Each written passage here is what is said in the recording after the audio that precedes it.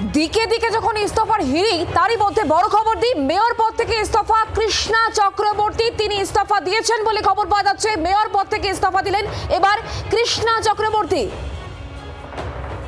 চক্রবর্তী। তিনি মেয়র পদ থেকে ইস্তফা দিয়েছেন বলে খবর পাওয়া যাচ্ছে। নান্টু হাজরা আমাদের প্রতিনিধি রয়েছেন আমাদের সঙ্গে টেলিফোন লাইনে। নান্টু, আপডেট। দেখো, তোমাকে জানিয়ে রাখি যে এই মুহূর্তে যে খবর পাওয়া যাচ্ছে, কিছুক্ষণ আগেই যে কমিশনার রয়েছে বা বিধাননগর পৌর নিগমের যে কমিশনার, তার কাছে গিয়ে ইস্তফাপত্র দিয়েছেন মেয়র কৃষ্ণা চক্রবর্তী এবং ব্যক্তিগত কারণ দেখিয়েই কিন্তু এই ইস্তফাপত্র তিনি দিয়েছেন। তবে আমি যেটা পালা বদলের পর, অর্থাৎ বিজেপি সরকার গঠনের পর দেখা যাচ্ছিল যে বহু কাউন্সিলর তারা কিন্তু আসছিলেন না বিভিন্ন এই যে পৌর নিগমে, এবং বহু কাউন্সিলর তাদেরকে পাওয়া যাচ্ছিল না এবং সেখানে দাঁড়িয়ে কোথাও একটা কাজ করতে সমস্যা হচ্ছিল এমনটাই মনে করা হচ্ছে।